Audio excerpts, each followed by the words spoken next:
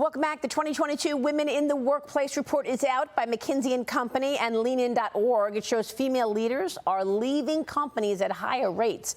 It goes on to say for every 100 men, only 87 women are promoted from entry level to manager. Joining me right now is the She Suite founder and CEO, Melissa Simkins. Melissa, great to see you. Thanks very much. Your company works to empower women in leadership. What did you make of this study from Women in the Workplace? What are your main takeaways? You know, Maria, thank you for having me. My takeaway is it's the same thing regurgitated over and over again, right? Every year we come to these statistics and we realize that nothing has changed. And my take on it is that I think we're going about solving the problem the wrong way, because actually it's not just a D&I issue we're talking about.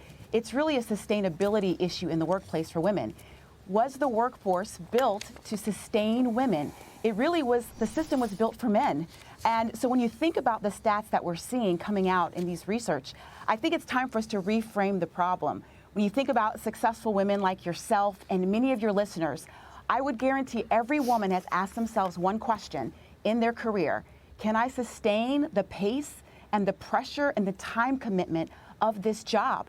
And so until we start looking at the problem differently, I think we're going to continue to have the same issues. And you know what they say, insanity is doing the same thing over and over again, but yet expecting a different result. You're saying because the backdrop, the whole structure of work does not lend itself to encouraging a balance, encouraging a home life, because I feel like, Melissa, from my standpoint, it's all a choice. I mean, you know, women like to have options. I know that's a generalization, but some women don't necessarily want 24/7 work so that they could get to the CEO level. They actually have a lot of things in their life they want to do, and they leave. But why do you think women are choosing to leave leadership roles right now?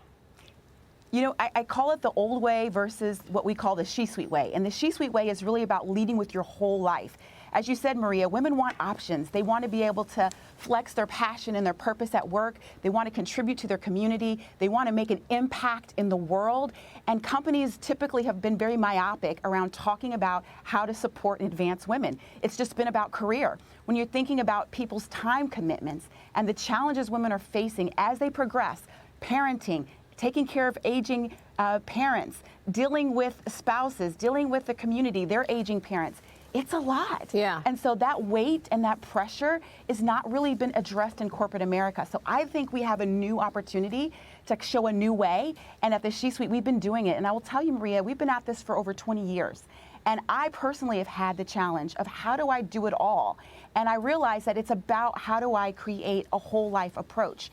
And as we're doing this, I like to really point this out because I think that the story is often two-sided, right? There are companies who are doing it the right way. Yeah. We're partnering with them, and they're actually seeing an impact. Yeah, meaning like 80% retention during the pandemic, 33% promotion. So it's really about being open to your blind spots and saying, what can we be doing differently to approach this challenge and really making an impact? Yeah, I'm glad you said that, because there are some companies that get this and recognize this. But Dagan, Melissa's making really good points. As a woman in the workforce, you have to ask yourself, can you keep going at this pace? I mean, I don't know. I've been going at this pace, a certain pace, I think now 30 years.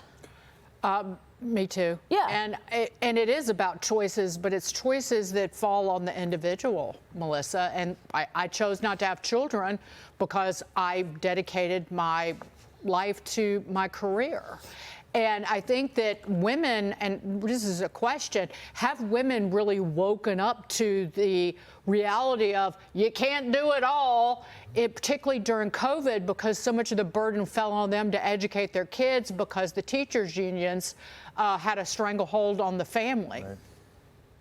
You know, it's a great point. And what we find in the data and the research of the women we work with all around the world, I'll give you an example. One of our graduates said this, and I thought it was so powerful. She said, over the course of my career, I've had a career that's been suggested to me versus defined by me. And to your point, part of what we're doing is giving women back the power and their voice to set their own career path and to define success on their terms. Everyone's definition of success isn't just about moving up the corporate ladder. other women's definition of success is more time with their family. It's more about impact and purpose-driven work. So we've got to open up our eyes and the lens to the landscape of what success looks like. That's how we sustain women. Yeah. That's how we help them move beyond where they are, and we find a place for all of them in the organization and in our community and in our world. Right. Don't define for other women what success is. Because everybody's definition of success is different. Right.